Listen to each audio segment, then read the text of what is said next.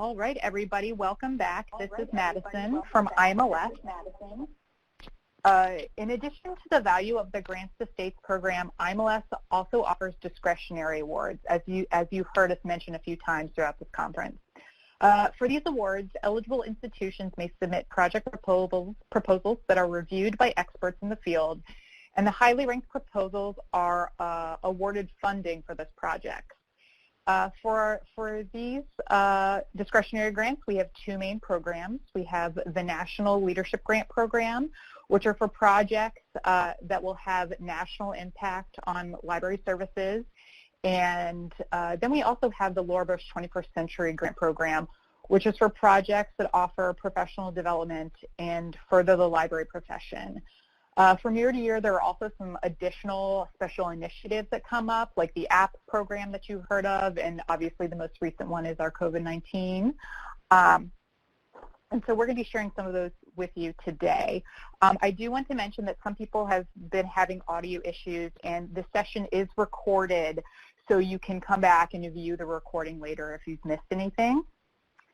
But the great thing about these discretionary awards is that we often see a dialogue in what's happening between them and our LSTA projects. Some of these projects are even, these discretionary grants are even funded to the SLAAs, or the SLAAs are a partner in one.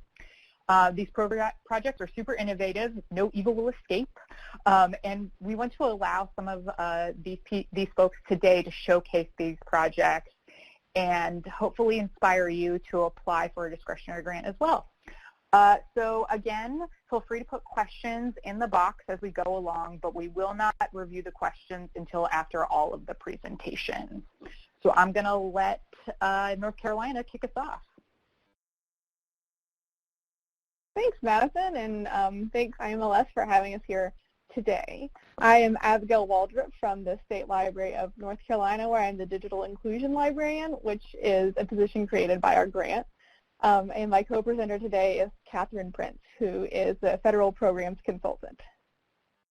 Our project, addressing the K-12 homework gaps through broadband adoption, is a 2-year national leadership grant, which will be wrapping up in December of this year. We often just call it the Homework Gaps Project. In it, we hope to address the multiple barriers to broadband adoption for families in our program. Participants are middle school students who borrow a filtered homework hotspot for 1 school year. During that year, they and their parents attend digital literacy workshops. The State Library partnered with the North Carolina Broadband Infrastructure Office to apply for this grant, and we now partner with local libraries who lend the hotspots and teach the workshops. They in turn partner with schools to identify participants and often provide facilities. Local libraries were selected to participate based on their proximity to a school with a take-home one-to-one device program, which was not quite as common about 3 months ago as it is now, and their county's broadband adoption and availability rates were also considered. Participants simply needed to be middle grade students at those schools who were lacking internet at home. Just to take a quick look at the project details, we are implementing in 4 regionally diverse counties, and each of these has lent 35 hotspots this year. Those hotspots are on 3 of the major mobile carriers, depending on the coverage at the homes of the participants. Families attended 8 digital literacy workshops in this school year, each with content geared towards both the students and adults for each topic. Since COVID-19 has affected our program, the last couple of workshops were canceled in person, and we are working to deliver this content through a combination of self-guided modules and phone conversations. But these are not necessarily the best long-term solution, but what we were able to do quickly. Online options are not necessarily always ideal for our participants, and so we have to keep that in mind when we're looking for alternatives as we're adapting to the current situation. Obviously, the hotspot usage is up, and they were not meant to support a full day of school, so these are running into some trouble with data limits and that sort of things, which are a problem with our hotspot vendor and something to consider moving forward. We realize that our upcoming toolkit, based on our project, needs to introduce some ideas for remote training due to the new reality, and the needs of families have changed as well, so we'll need to include some content that reflects these changes. For example, instruction for web video conferencing has become extremely relevant now when it was not quite as relevant when we started the program. So in looking at applying for discretionary funding versus LSTA funds, we saw that applying for the discretionary grant allowed for additional funding to support libraries in our state with a budget that our LSTA program didn't have the capacity to support at the time.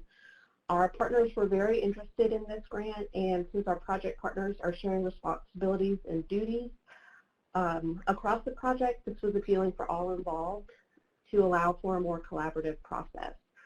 And this project allowed us to create a new position that works with the partners in new ways that the state library hasn't been able to do before.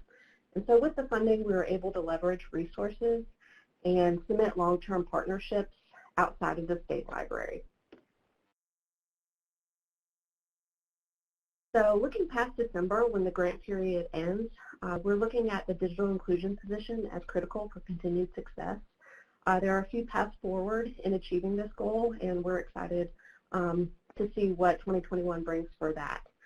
And as Addie mentioned, the toolkit is especially important as students and adults are navigating this new normal and moving into asynchronous learning. So the relationships between the local libraries and the local schools that were facilitated by this project will be crucial to provide long-term success for the students and parents, as well as allowing the schools and libraries to see each other and partners in the future, because we all know that establishing that relationship can oftentimes be difficult. And the existing platform that Abby and our project partners have created will be used as a launch pad to start a phased approach across the state. So that is it for us. Thank you.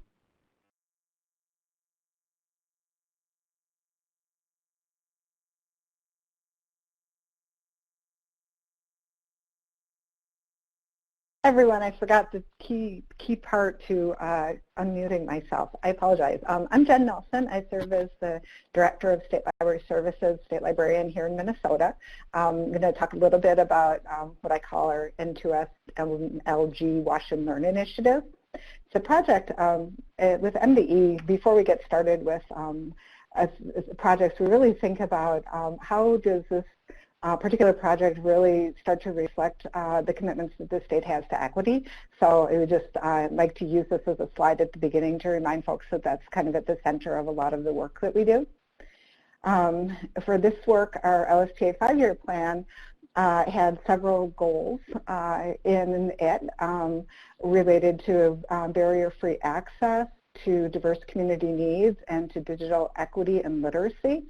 As we look ahead and have looked back a couple of years how we're working with these funds, we're really looking to find different ways to make a difference in the lives of people who may not have an opportunity to visit a library or otherwise be involved in digital kinds of things.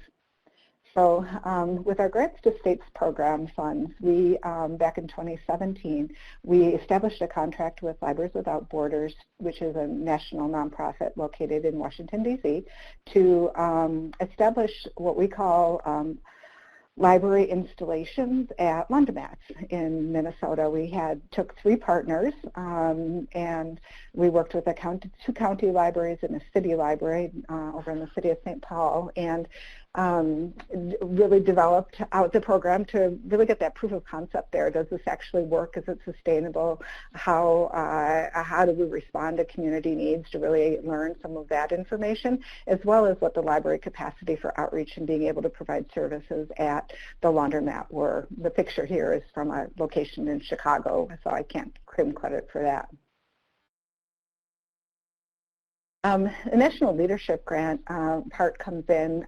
Libraries Without Borders last year applied for a National Leadership Grant to expand the work. They're looking through their work in Minnesota, scaling up to be working with other kinds of organizations, in particular manufactured housing communities.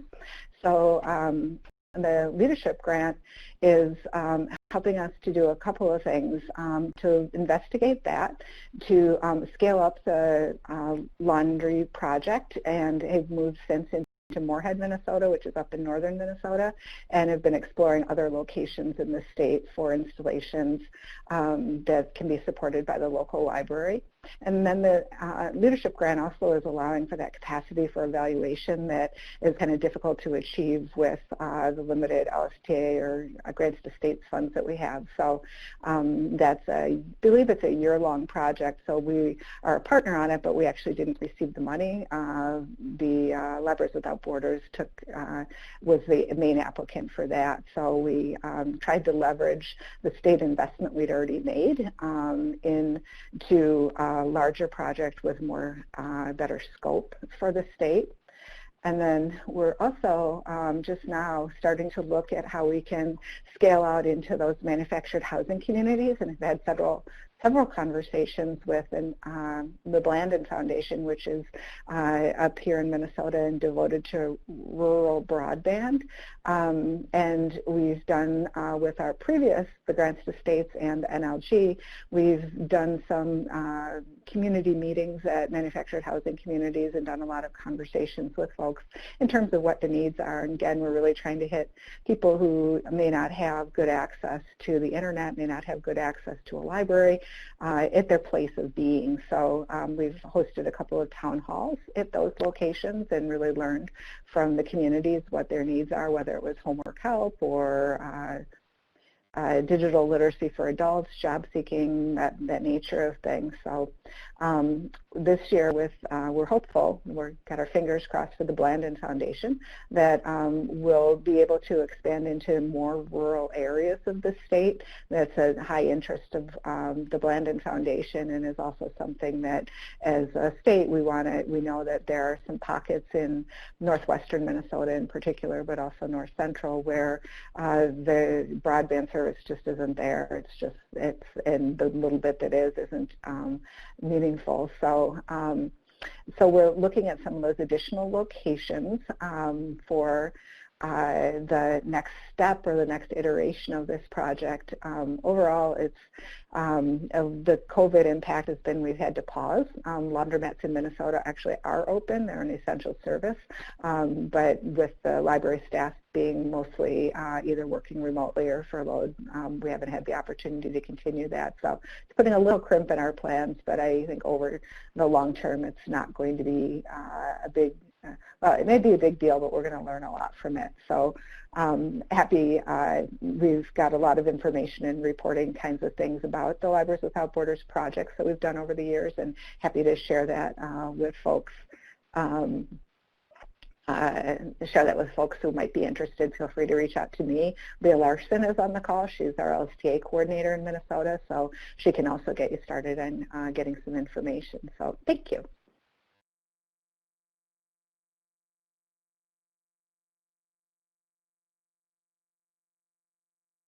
Good morning and good afternoon, everybody. My name is Natalie Cole, and I am a library programs consultant at the California State Library. The Reimagining School Readiness for Libraries project is funded by the Laura Bush 21st Century Librarian Program, and it's a multi-state professional development project that provides library staff with resources, training, and a community of practice. The project's an expansion of the Reimagining School Readiness Toolkit project, which was developed by the Bay Area Discovery Museum, known as BADM, and the California State Library, and which was originally supported in California with LSTA funding through the Grants to States program. We applied for the Laura Bush funds to expand the Toolkit project from California to other states.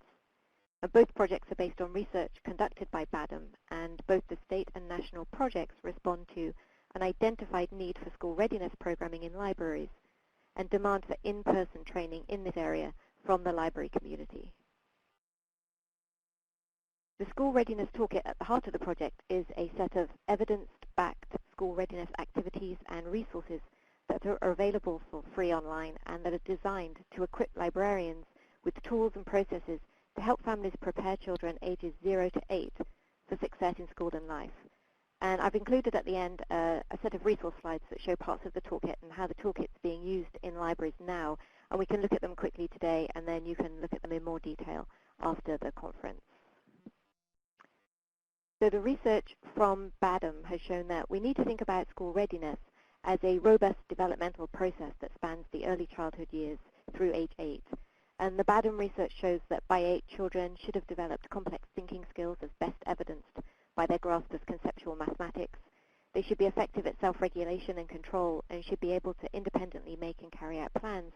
And they should know how to get along with peers and adults. And we know that children are capable of developing these skills if the adults in their lives provide developmentally appropriate and rich experiences to boost learning and cognitive development. However, we also know that since many library staff have not been trained specifically in early childhood education, they don't always feel confident to effectively meet the needs of the families in their communities. So the original project provided library staff both with the toolkit and with training based on the toolkit. And through a combination of in-person workshops and webinars, nearly 1,000 library staff members have been trained in California. So the new 3-year initiative scales California's toolkit project nationally through a train-the-trainer model. And this project will train librarians in the current research around preparing children ages 0 to 8 for success in school and life, tools to assess their own areas of fixed and growth mindset, especially relating to designing programming for families, and the hands-on open-ended pedagogy that underlies the activities and resources provided within the toolkit. Each library can choose what activities and approaches are right for them and their community, and the train-the-trainer model will help other libraries and library staff adopt the tools through existing networks. So in this, the first year of the new project, we're evaluating the toolkit with 4 libraries in each of our new Year 1 partner states, which are Arizona, Kentucky, and Wisconsin, and we're assessing the impact of the toolkit in California with the librarians who are already using it. In the second year, we'll train 24 library staff from the 4 Year 1 states and 8 new states as trainers who are then responsible for training library cohorts in their own states. In the third year, we'll train 20 library staff from 10 new states as trainers who will also be responsible for training library cohorts in their own states. So in this way, we'll reach over 500 librarians and over 60,000 children and their adult caregivers. And the Pacific Library Partnership will engage an external evaluator to evaluate the toolkit, the train-the-trainer program, and the project overall. And we believe the project will make a unique and essential contribution to the field because of its, in part because of its multifaceted approach. So first, the toolkit was designed specifically as a set of adaptable resources that can be used alone or together with existing school readiness and literacy initiatives already in place in many libraries. It's intended to complement and enhance the work of librarians and not necessarily replace any existing programs. Second, the resources are powered by the research drawn directly from the Badham position paper and focus not only on developing skills beyond literacy, particularly early math and science, but also on children through age 8, which provides relief for many families whose child was unable to attend preschool and enters kindergarten already feeling behind. And third, the professional development training program and community of support is designed to help library staff improve their skills, feel more confident stating the research-based intentionality behind their programming, and evaluate their mindset when it comes to designing new and effective programming for the families they serve. And if your state would like to participate in Year 2 of this project, please contact Lisa Regala, whose contact information is on this slide. And so here are just a few slides that show some of the concepts and the research that has driven the development of the toolkit and the training, some images of how the toolkit is used in libraries, and some of the resources that are available in the toolkit, which you can look at in more detail after the conference. And thank you very much.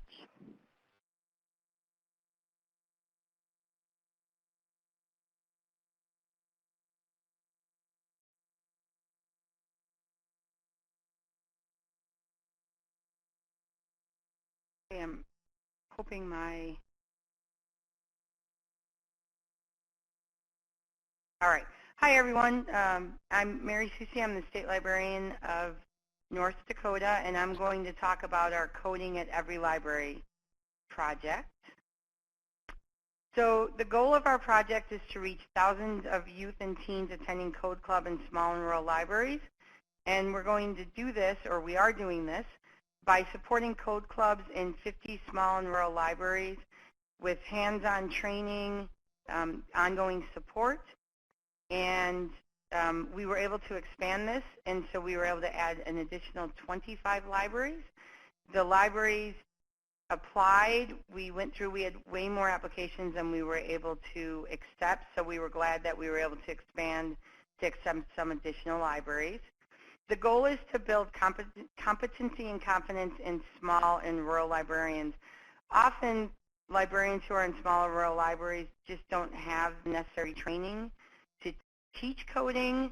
We have about 50 or 60 STEM kits that we send out to our libraries right now in North Dakota through a different partnership grant with one of the Air Force bases. And what we hear a lot from the library community is we would love to use these, but we just don't know where to start. And so that was sort of the basis for the idea behind working with our libraries to create these coding clubs. And we realized that really there was a lot of applicability, not just in our state, but nationwide. The goal is to create long-lasting community engagement by giving the libraries the tools that they need to build partnerships that help them not only assist them with this project, but build those long-lasting relationships after the project. So the team consists of the state library, Prenda. Prenda provides the training, the support, all ongoing work with the librarians. And Prenda had already been doing this work, but had not been able to reach out to many small and rural libraries. Cost was a barrier. And through the grant, we've been really able to expand the access to the materials that Prenda has created. Crystal Martin is our project evaluator. Linda Braun is our she did project design, and then she's also doing consulting to the libraries. And then the Association for Rural and Small Libraries assisted us with project design as well as outreach assistance. 10 of the slots were priority was given to members of the Association for Rural and Small Libraries. One of the reasons for going outside the grants to states was that we wanted the project to have a larger scope than just our libraries. We knew that there was a need in North Dakota, but through my membership on the board of the Association for Rural and Small Librarians, and then we had several staff members who were also participated at the annual conference, and just in that networking and through our membership in the Mountain Plains Library Association, which is a regional library association, we were able to talk to rural and small librarians across the country who were all struggling with how to introduce coding, how to introduce STEM, and that sort of thing. So this is really a jump start. And we partnered with Prenda because they had already demonstrated expertise in this area, and they were ready to expand their network and to provide the assistance, and the materials were already developed. We just had to modify them for the small and rural libraries. As I said, our 2-year grant is in the 3rd year, so we were able to add some additional libraries.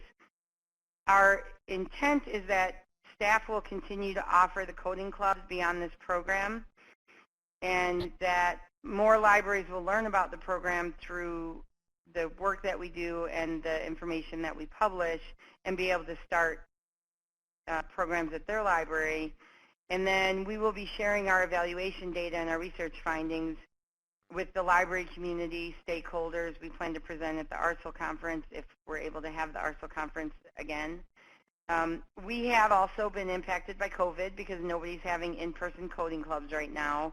So we are working with Prenda and with our other team members to take the training materials and present them in a different way that doesn't require in-person meetings with our librarians, although most of those were done over Zoom, but also allows the librarians to push out the information to their code club members in a way that they can do activities at home and not be required to meet in the library.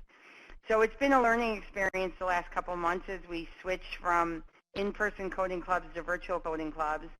And as for what the future is going to hold, hopefully someday we'll be back to some sort of semblance of normal where we can do coding again in person, but if not, we're prepared to share the materials for the virtual coding clubs. So thank you to IMLS for including us in the discussion today.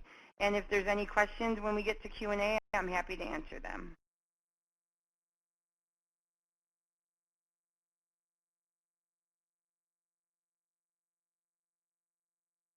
Hello, I'm Michael Dennison, a public library consultant with the Wisconsin Department of Public Instruction.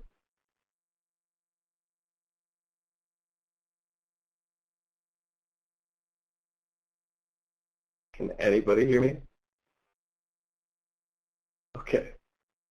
Cindy, did you want to introduce yourself? I'm sorry.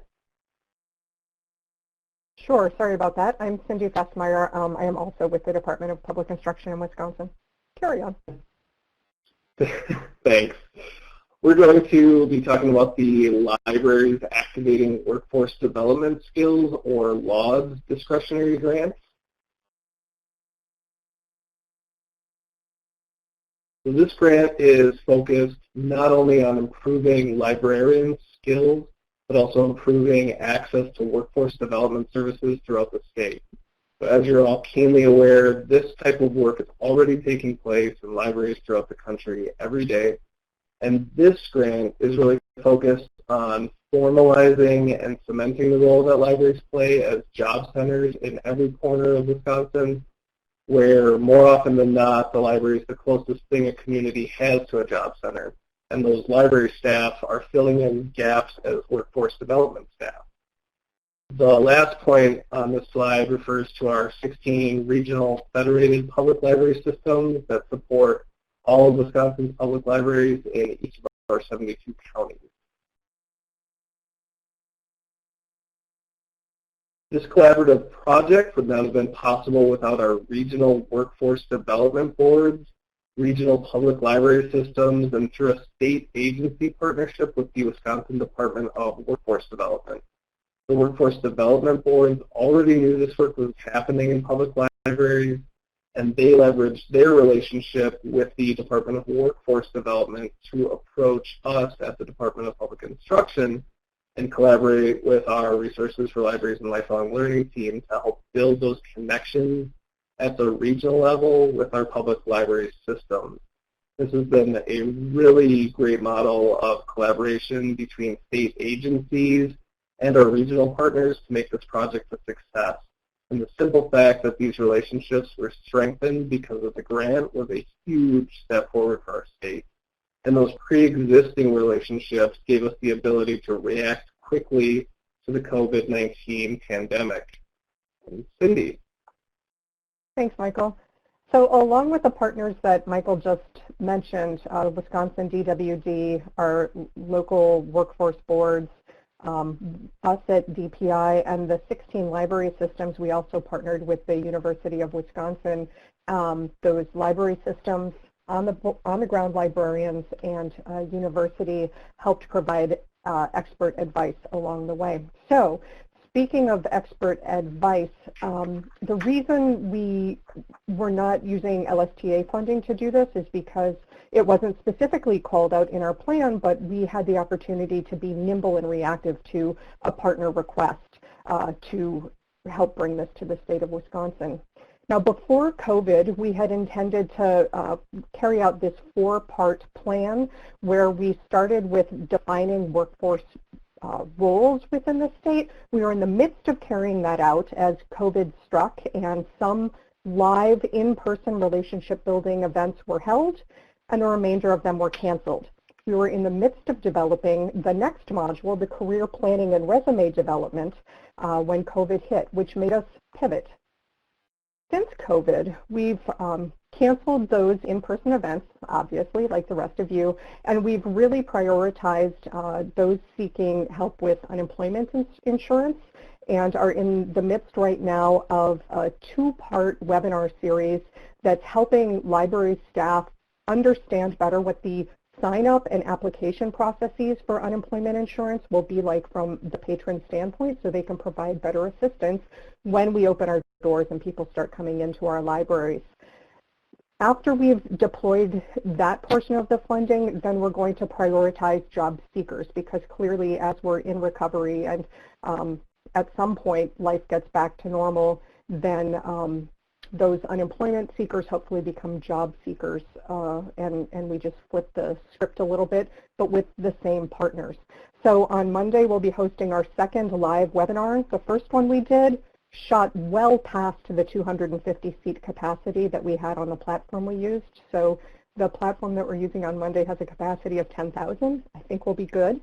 And we'll record it and make it available for folks across the state. Many thanks to IMLS for making this possibility a reality for us within our state in such a timely manner, to be able to do a very small pivot in this time of COVID to serve what is a national, global need, really, with those who are losing jobs or being furloughed and seeking unemployment at this time.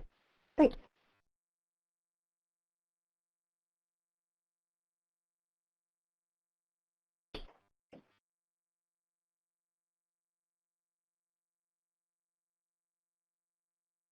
Good afternoon, everyone. My colleague Eileen Morales and I are here today, very happy to talk to you about our IMLS grant. And there it is, Reconnecting Returning Citizens with Their Communities at Public Libraries.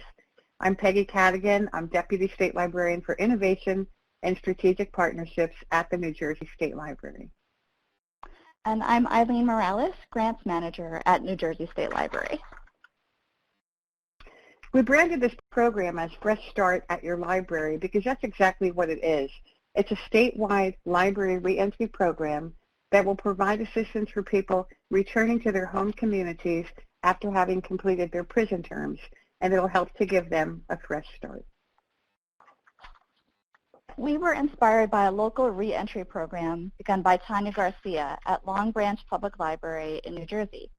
Tanya invited the New Jersey State Library to consider taking the Fresh Start concept statewide, and Mary Chute, our state librarian, heartily endorsed the idea of applying for a national leadership grant.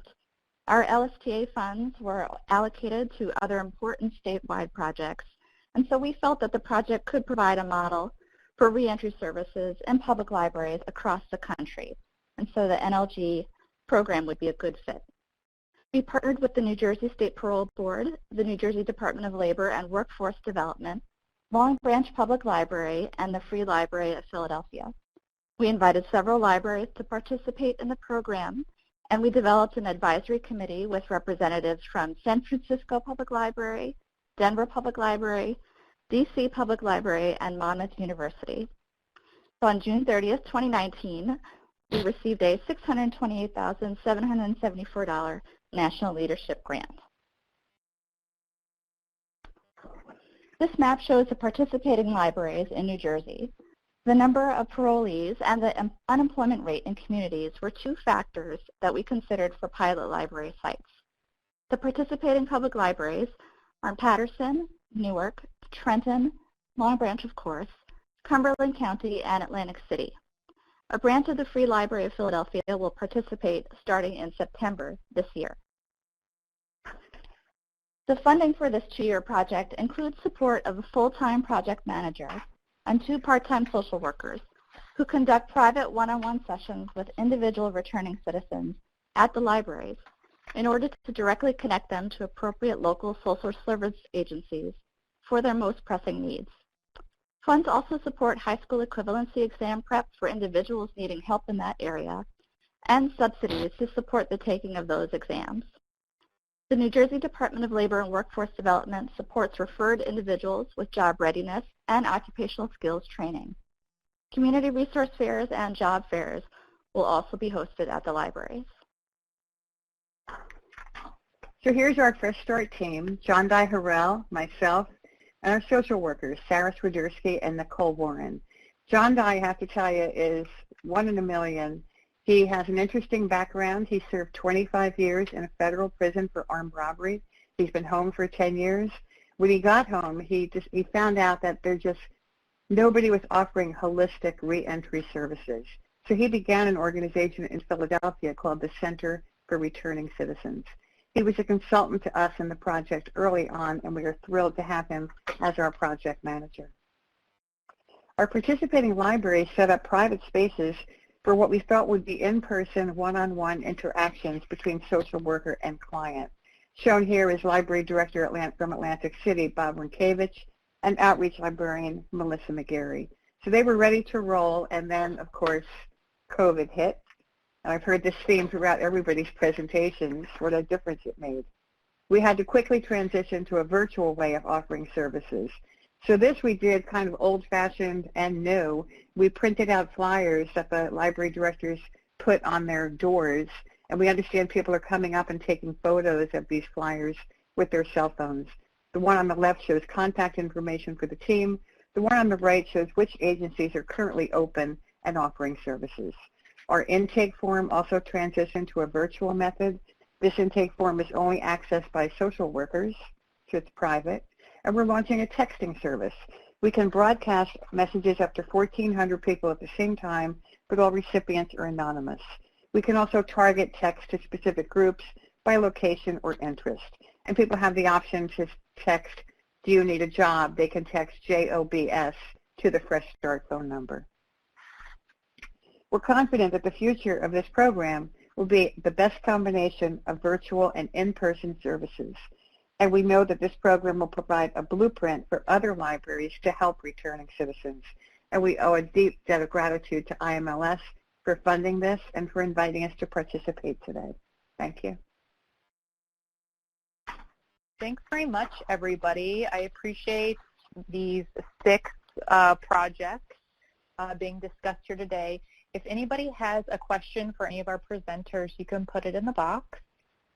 And while we're waiting on any of those, does anyone, and you can raise your hand in your webcam if you want to answer or provide any feedback on the application process for applying to a discretionary award.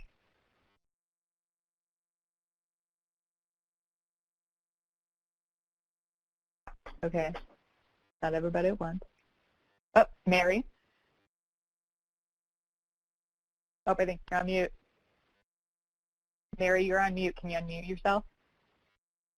Sorry about that, technology. I'm actually going to sort of answer the question kind of in a way you didn't ask. Sure. So it's always good, of course, to have everything planned out, think of all the eventualities. Nobody could have thought of COVID. So I'm impressed with how quickly my colleagues were able to shift their thoughts and how great IMLS has been at allowing that shift. One of the other things that we didn't really plan for, though, our project director recently left our agency, and so we didn't really have a plan for if that happened, what we were going to do.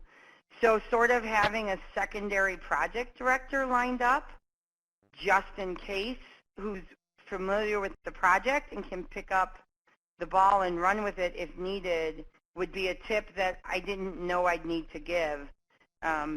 But I think it just goes to the think through all of the eventualities that might happen. COVID aside, nobody could have thought through that. But think of the different scenarios that might happen and have a plan, just kind of that prepare ahead of time for things you might not think that you need to be prepared for. I don't know if that made any sense, but that was my 2 thoughts. That does, and that's a great lessons learned. Does any of the other presenters have any lessons learned they'd like to share throughout going through their project?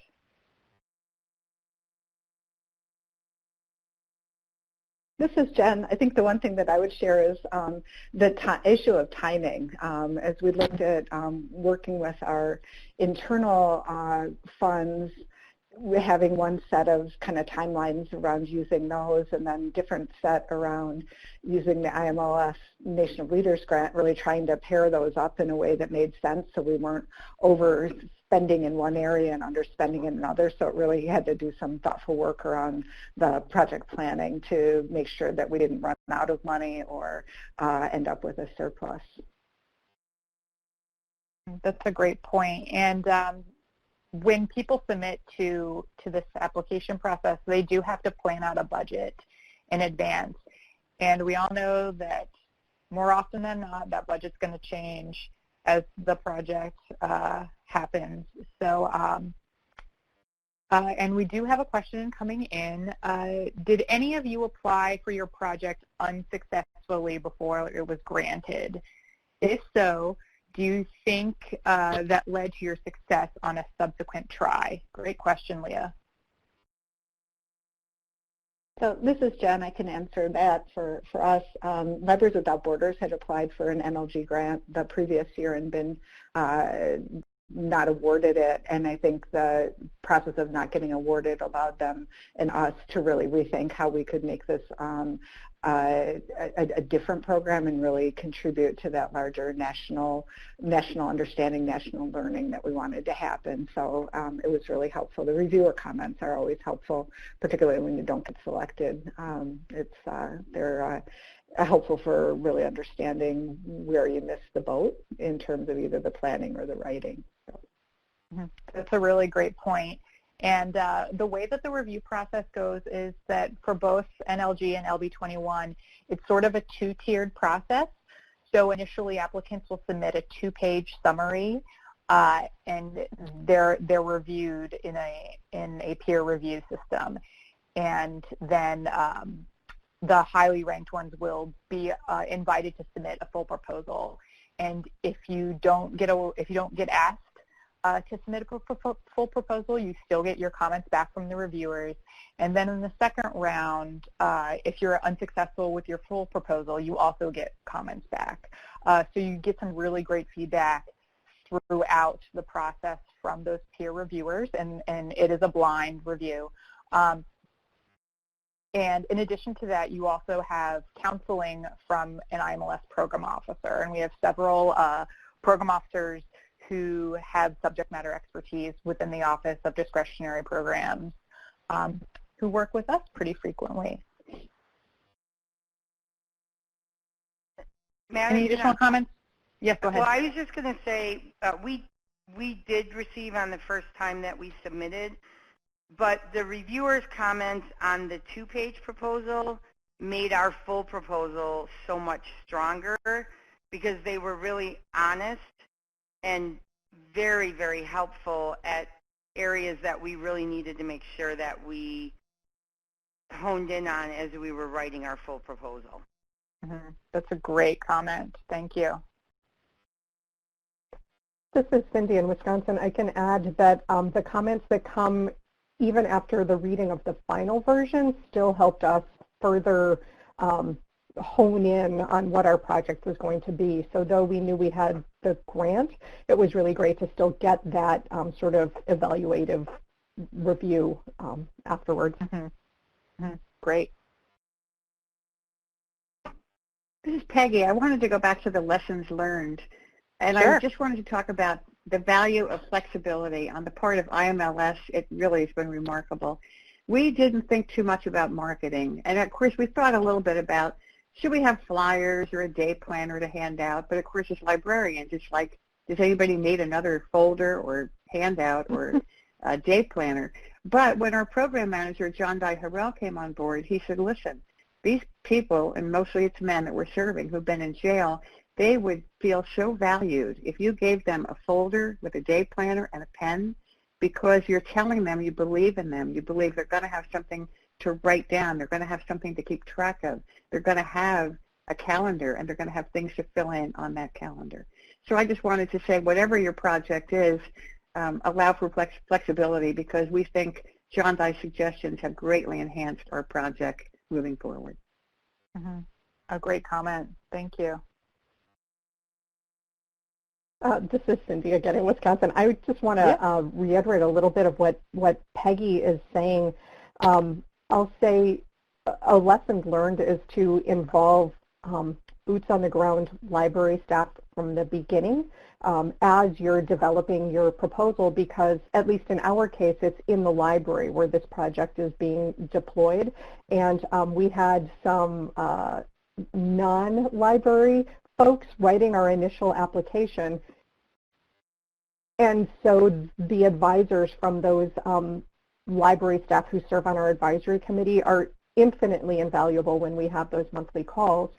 One nice pivot that we were able to make because of the COVID virus is that what was written into the grant as reimbursing mileage for people to attend in-person trainings now gets to pivot and cover marketing expenses, because we found out from the people who work in the libraries that what they need is nice polished display materials and posters and handbills for their circulation desks to share their expertise and knowledge on unemployment and job seeking skills. Great, thank you.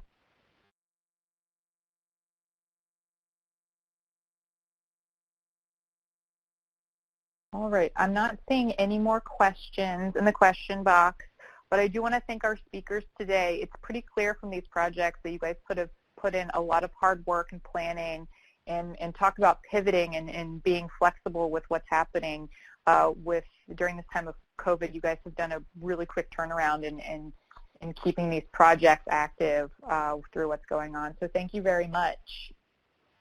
We're ending a little early. I guess we'll turn back on the chat box and we'll go on break, and we'll come back at 3:05.